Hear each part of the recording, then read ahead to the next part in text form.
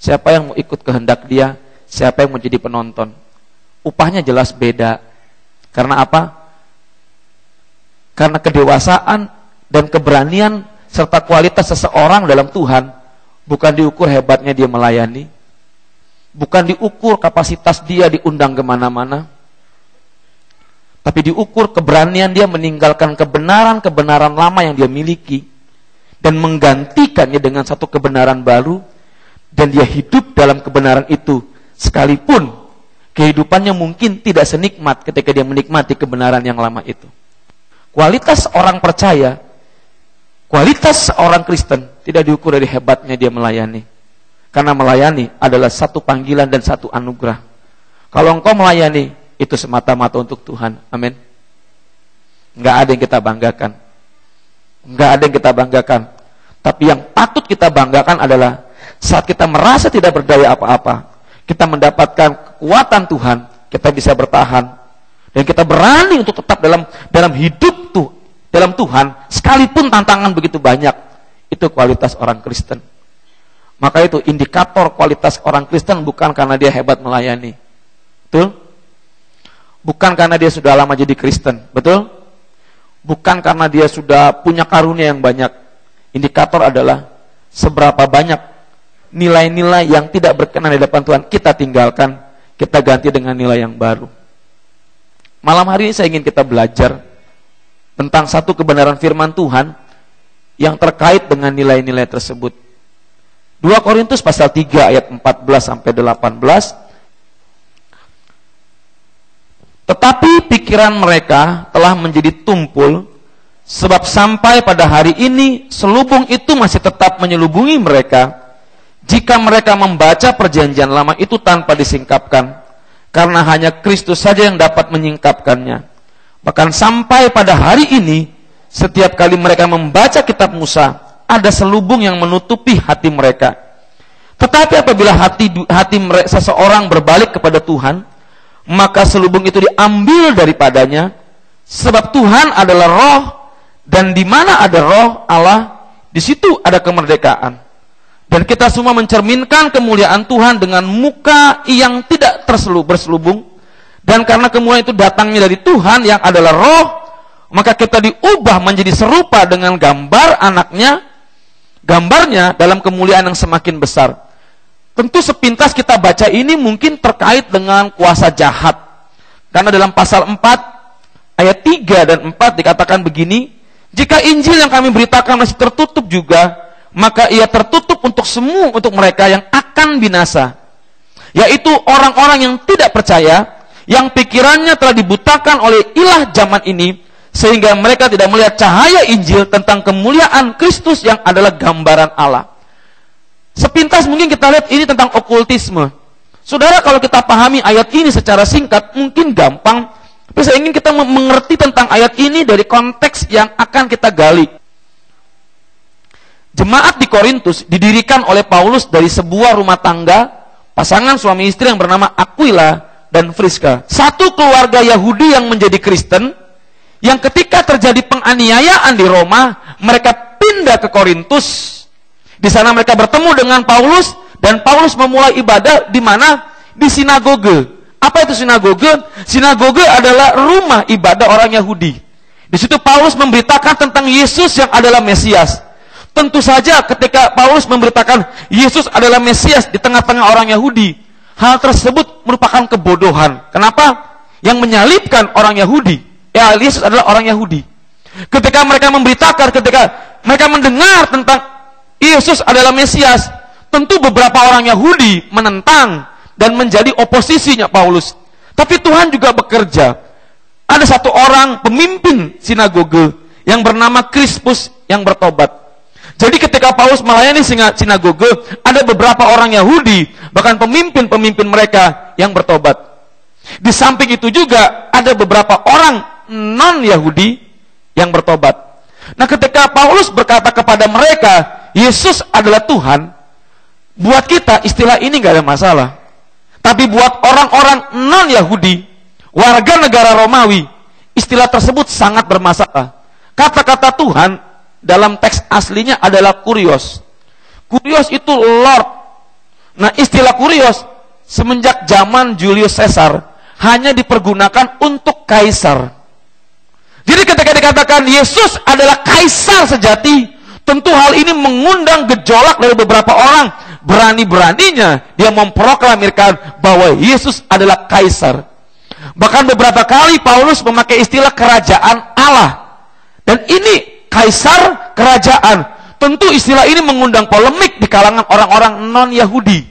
Namun puji Tuhan, beberapa orang kaya, orang berpengaruh, orang-orang yang punya posisi di Korintus itu bertobat oleh pemberitaan Paulus. Kenapa? Korintus adalah kota yang terbuka. Di situ banyak filsafat-filsafat yang membuat orang tidak terlalu berprasangka negatif. Nah, ketika terjadi pertentangan antara Paulus dengan orang Yahudi merasa terusik dengan pemberitaan bahwa Yesus adalah Mesias. Maka orang Yahudi membawa masalah ini ke pengadilan. Bayangkan, yang menentang Paulus bukan orang non-Yahudi, tapi orang Yahudi. Ketika Paulus dibawa ke pengadilan, Galio waktu itu seorang wali negeri berkata begini, perselisihan ini bukan di wilayah hukum Roma, tapi di wilayah hukum Yahudi. Paulus dibebaskan. Namun yang terjadi adalah, walaupun Paulus dibebaskan dari tuntutan hukum pengadilan, namun perlawanan orang-orang Yahudi itu begitu keras, sampai-sampai menggoncangkan jemaat-jemaat Korintus. Karena apa? Kalau saudara baca kitab Korintus ini, ada guru-guru palsu. Guru-guru palsu bukan mengajarkan ajaran bahwa setan adalah Tuhan, no. Tapi mereka mencampurkan antara iman Kristen dengan Taurat. Sehingga apa? Terjadi perpecahan di kalangan jemaat Yahudi, jemaat Kristen, yang Yahudi dan non-Yahudi. Yang Yahudi menerapkan Taurat, sementara yang non-Yahudi merasa mereka, kok kami disisihkan. Itu ancaman dari luar. Ancaman dari dalam, terjadi satu gaya hidup yang ingin diterapkan dari orang-orang non-Yahudi, orang Yunani, orang Roma, orang Kaisaria, yang dahulunya penyembah berhala, yang dahulunya biasa hidup, punya posisi tinggi, yang dahulunya menjadi bos. Ketika mereka masuk ke gereja, mereka tunduk pada peraturan-peraturan gereja, dan mereka mulai bermacam-macam. Kalau kita baca jemaat Korintus, itu bagaimana itu jemaat yang begitu kaya secara materi, betul? Juga kaya secara karunia, dan mereka masing-masing ingin tunjukkan bahwa ini loh saya, ini loh saya. Bahkan ada beberapa jemaat Korintus yang memiliki hubungan incest, hubungan seks dengan saudara, yang masih suka ke pelacuran. Maka itu kalau saudara rajin baca Alkitab, di surat Korintus tercatat, perempuan jangan dikepang rambutnya. Kenapa? Betul nggak? Betul nggak? Bukan berarti hari ini kita nggak boleh kepang rambut. Waktu itu hanya perempuan pelacur yang rambutnya dikepang. Dan jemaat di Korintus masih suka mengunjungi tempat-tempat pelacuran. Masih suka ikut dalam pesta di kuil-kuil berhala. Masih suka makan makanan penyembahan, makan makanan yang dipersembahkan pada berhala. Dan itu menimbulkan perpecahan di kalangan jemaat sendiri. Karena orang Yahudi memandang orang seperti itu kafir. Sementara orang Korintus berkata gini, kami masih terikat kebiasaan lama. Itu jemaat yang begitu kaya, begitu Tuhan pakai, tapi juga begitu banyak masalahnya. Pertentangan yang Paulus hadapi membuat dia tinggal paling lama 18 bulan. Paulus tinggal di Korintus. Bayangkan, biasanya cuma 3 bulan. Dan Paulus mengirimkan surat kepada jemaat di Korintus untuk menjelaskan begini, sekalipun kamu punya banyak pengajar, tapi bapakmu cuma satu. Siapa? Paulus. Sekalipun banyak pendeta, pengkhotbah datang ke jemaat itu jemaat yang kaya. Karunianya dahsyat. Kalau bernubuat semua berebut. Kalau berbahasa roh semua berebut. Maka itu Paulus bilang gini, semua harus tertib.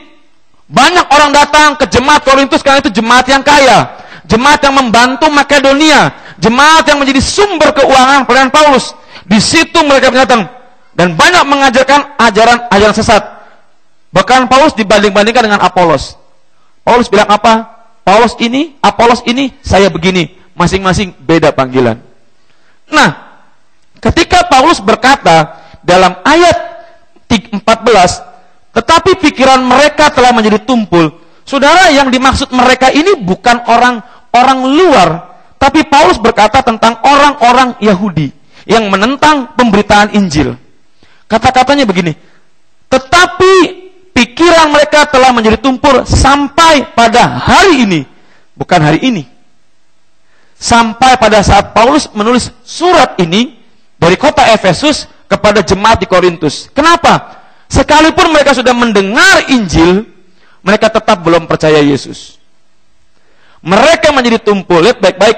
Sebab sampai pada hari ini, selubung itu masih tetap menyelubungi mereka. Lihat baik-baik. Ya, yang sanggup melepaskan selubung itu siapa? Yesus. Amin.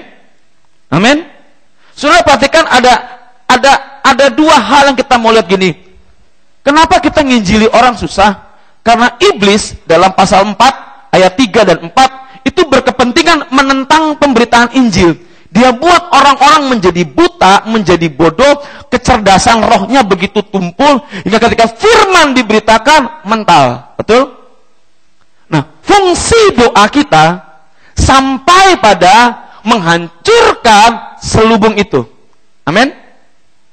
Nah, setelah selubung dihancurkan, yang terjadi adalah ketika selubung dihancurkan, firman didengar, itu bukan lagi tugas Tuhan. Tugas respon setiap pribadi untuk menanggapi firman itu. Buat orang Yahudi, Tuhan sudah angkat selubung itu. Masalahnya adalah yang menghalangi mereka untuk bertobat adalah, catat tadi katakan, nous, pikiran. Sama dengan Roma 12 ayat 2 yang berkata, berubahlah oleh pembaharuan nausmu. Bukan setan yang menghalangi pemberitaan Injil. Secara kualitas setan sudah dikalahkan oleh Tuhan. Masalahnya yang membuat Injil tidak bisa diterima oleh orang Yahudi bukan setan, tapi siapa? Pikiran mereka. Tapi Paulus bilang seperti ini ayat 16. Baik-baik baca. Tetapi apabila hati mereka berbalik. Jadi selubung itu akan diangkat Tuhan kalau hati mereka berbalik. Berbalik ini sejajar dengan bertobat. Tapi berbeda dengan kata bertobat yang dalam Roma 12 ayat 1 yang pakai kata metanoia. Saudara, perbedaan metanoia dengan berbalik epistrepo. Sama-sama epistrepo. Nah, kalau metanoia seperti ini, gini. Terus, saya dengar metanoia adalah berbaliknya begini. Ini metanoia. Ngerti? Nah, kalau epistrepo lagi jalan, panggil Her. Saya lihat, saya akan mencari sumber suara itu dan saya akan berbalik arah menuju sumber suara itu. Tidak harus berbalik begini, bisa begini, bisa begini. Yang terpenting adalah saya membatalkan tujuan saya ke situ dan mengikuti arah suara itu. Itu epistrepo. Pernah ingat waktu Musa ketika dia dipanggil Tuhan di padang penggembalaan, dia berjalan, dia melihat sesuatu yang berbeda. Dan itu menarik perhatian dia hingga apa? Dia membatalkan rencana perjalanannya dan mengalihkannya kepada sesuatu yang baru. Epistrepo adalah ketika orang Yahudi yang menganggap Taurat sebagai kebenaran sejati dan mereka nggak pernah mau terima kebenaran Injil yang Paulus beritakan. Tapi kalau mereka mau berbalik kepada Injil, mereka selubungnya diangkat, mereka bisa mengenal Yesus. Orang Yahudi jangan diremehkan. Umur 12 tahun, mereka sudah membaca seluruh perjanjian lama. Hari ini kita mau jujur, sudah berapa lama jadi Kristen? Sudah berapa pasal kita khatamkan? Tanya kiri kananmu, sudah habis kan dibaca? Maka itu ketika Yesus sudah 12 tahun dibawa ke bait Allah, betul nggak? Umur 12 tahun dianggap dewasa, ada upacara. Upacara dalam orang Yahudi, ini loh sudah laki-laki yang sudah masuk kedewasaan. Maka itu orang Yahudi kata kitab Korintus, itu bisa membaca firman Tuhan, tapi nggak bisa ngerti bahwa seluruh perjanjian lama itu menunjuk kepada pribadi Yesus. Kenapa? Ada selumbung. Tapi kalau mereka mendengar pemberitaan Injil yang Paulus bawa kepada mereka, dan mereka berbalik arah, percaya saudara, mereka diangkat selubungnya, mereka bisa melihat bahwa perjanjian lama berbicara tentang Yesus. Maka itu ada orang Yahudi bertobat dan ada enggak. Pertobatannya bukan soal Tuhan sanggup atau enggak, tapi soal dan ngerti. Paham sampai di sini? Masih bersama? Masih ngerti? Nah, Paulus berkali-kali mengingatkan itu. Lihat baik-baik. Epistrepo itu adalah membuat seseorang mengubah keyakinan atau arah atau tindakan dengan terfokus pada sesuatu.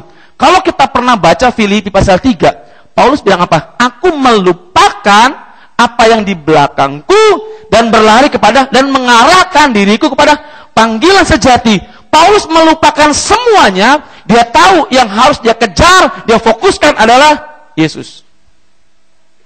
Nah, Bapak Ibu Saudara, selubung itu memang iblis yang buat, tapi karya Yesus sudah menghancurkan selubung itu. Kenapa ada orang bisa bertobat? Kenapa tidak? Kenapa dalam satu gereja ada orang sungguh-sungguh menerima Tuhan, ada yang tidak? Kenapa dalam satu gereja yang sudah belasan tahun ini hadir dalam ke gereja, tapi nggak pernah bertumbuh, tapi ada yang baru datang bertumbuh? Kenapa? Bukan soal setan mengikat dia. Tuhan begitu gampang menghancurkan setan. Saya alami semalam. Buat kita yang punya kuasa dalam nama Yesus, setan tahu diri. Amin. Amin. Kenapa kemarin ketika KKR seminar ya, banyak yang maju, tapi tidak semua sungguh-sungguh. Betul kan? Ada yang cuma ikut-ikutan, tapi banyak juga yang begitu hancur hati. Kasusnya itu nggak ringan, aneh-aneh. Ada yang mau bunuh orang. Jangan anggap remeh anak-anak muda. Mereka simpan luka batin itu nggak ketahuan. Di balik wajah mudanya, kasusnya begitu mengerikan. Ada yang mau bunuh orang. Ada yang kecewa dengan papanya. Ada yang begini, begitu. Dan kita menjumpai kasus itu tidak jauh-jauh, tapi di lingkungan orang-orang muda yang ada di Sintang, yang kita layani. Maka tuh bapak-bapak, ibu-ibu, kalau ada waktu KKR anak muda, datang yuk. Dengar. Kita sistem mentor sekarang. Satu mentor berapa anak? Dan itu mulai ada SMS, mulai ada telepon kepada para mentor, tanya begini. Dan kasusnya itu nggak ringan. Ada orang-orang yang punya respon bagus, mereka dijamah Tuhan. Tapi ada yang ketika mereka maju cuma gini doang. Lihat kiri, lihat kanan. Tapi ada yang ketika maju, saya bilang, ayo sungguh-sungguh lari. Ada yang berlari dan mereka langsung menangis. Kenapa?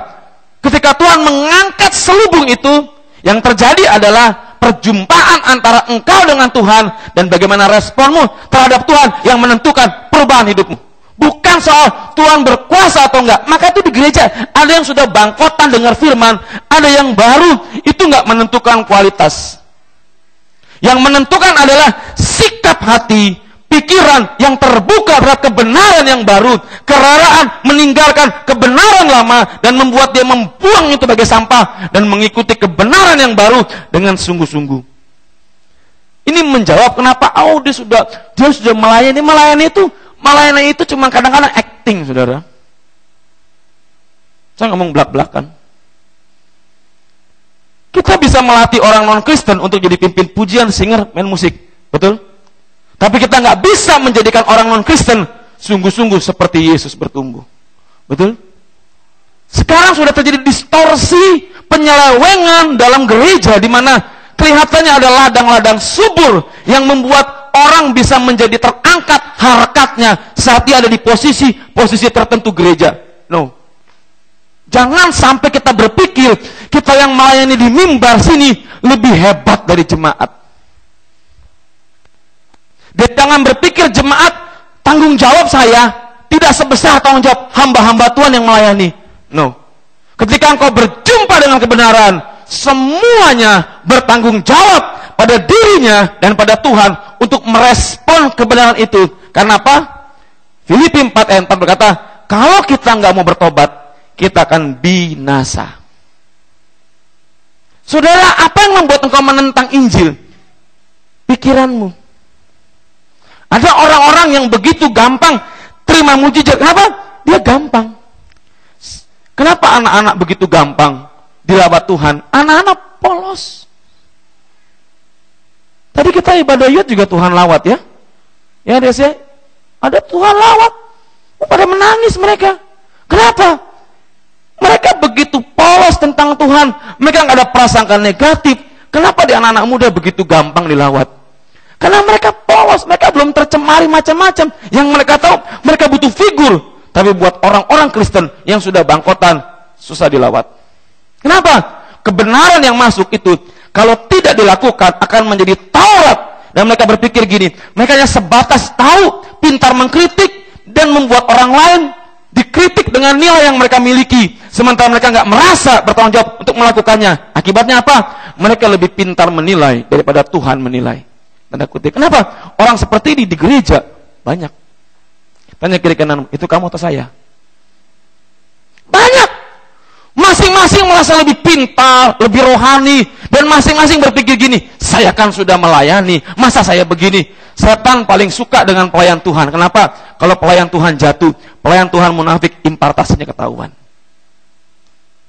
Disangka saya melayani satu orang anak muda, belum didoakan sudah jatuh ya. Saya kaget dengan cara Tuhan.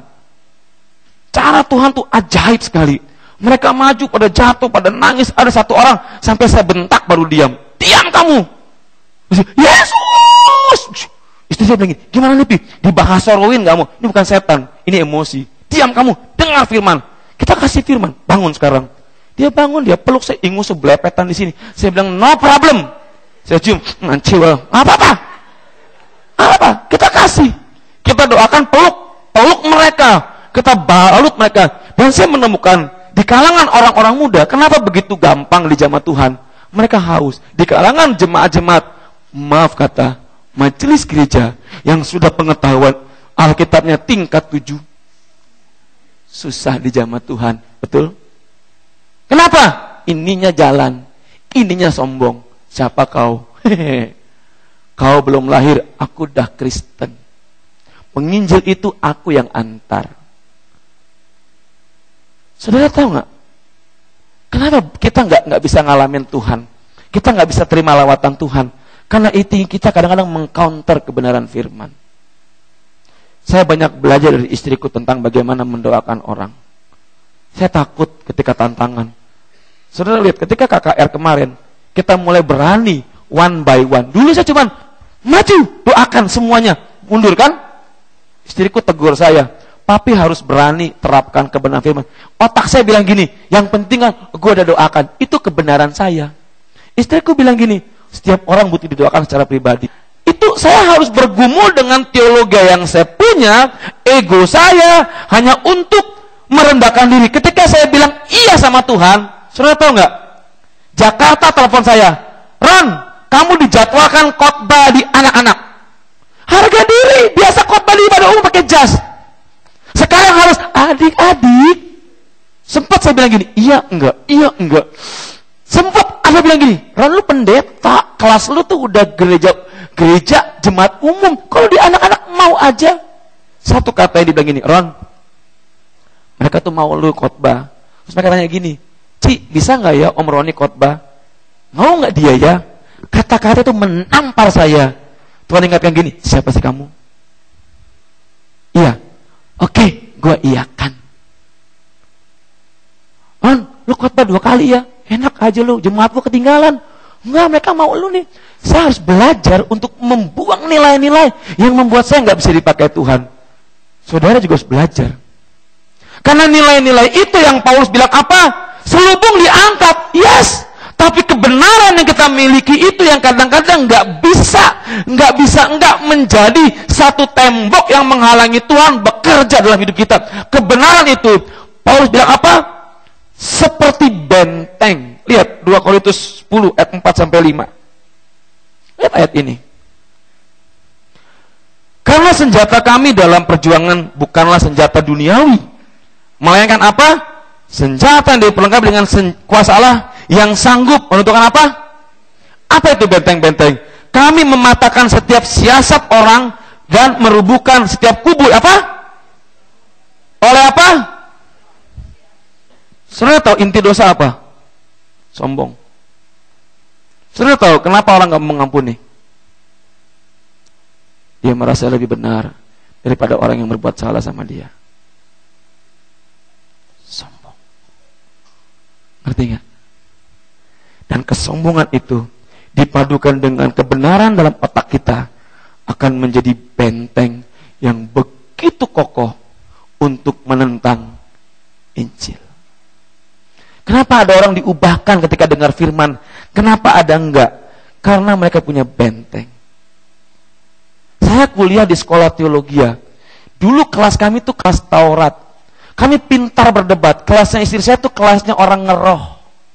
Di ruang doa jangan cari anak-anak FTH 94. Cari anak-anaknya kelas istriku. Kami pikir untuk apa berdoa? Kami sudah tahu kebenaran firman Tuhan. Saudara tahu, ketika orang khotbah, kami tidak menerima firman. Kami hanya bilang gini, kira-kira tafsirannya benar gak ya? Sementara Tuhan mulai bekerja melawat beberapa orang, beberapa anak teologi yang maju dilawat Tuhan. Sementara kami hanya berlipat tangan dan berkata gini, emosi, sugesti, ikut-ikutan. Dan kami akan tanya ketika orang maju, dia tumbang, lu diapain sama dia? Oh, didorong. Kami sudah punya image yang begitu kuat, dan itu membuat kami dibilang kelas Taurat. Tapi hari ini saya menjumpai teman-teman yang Taurat, mereka dipakai Tuhan. Mereka bilang ini, Ron, aduh yang dulu jangan ingat lagi deh. Kenapa? Tobat kita. Kenapa? Saat kita meninggalkan benteng-benteng keangkuhan Taurat kita menjadi epistrepo, kita berbalik kepada kebenaran sejati, kita akan mengalami Tuhan. Kenapa orang gak mau mengampuni? Dia berpikir mengampuni merugikan. Itu ada di mana? Di sini dan di sini. Itu jadi benteng untuk dilawat Tuhan. Kenapa kemarin ada orang yang begitu nangis sungguh-sungguh? Karena dia mau hancurkan benteng itu. Ketika saya berdoa tuh seorang gadis, saya bilang gini, saya cuma bilang, Tuhan aku gak tahu mau doa apa. Tuhan bilang, dia sedang sakit hati sama seseorang. Saya bilang, kamu benci sama orang yang tarik nafas. Kamu gak mau ngampuni ya? Keras. Kamu mau gak diampuni Tuhan? Kamu ampuni dia. Mulailah kata-kata hikmat mengalir. Dan dia mulai menangis. Ketika dia mulai menangis, saya tahu benteng itu runtuh. Bukan oleh setan, tapi dia membuka hati. Dan ketika kasih Tuhan mengalir, kasih Tuhan itu seperti sungai yang membawa kehidupan.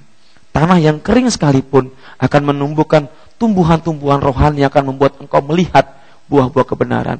Kenapa ada banyak orang Kristen yang hatinya kering? Karena dia punya benteng-benteng yang menutup sisi-sisi itu. Dan Tuhan gak bisa paksa orang. Amin. Tuhan gak bisa paksa orang.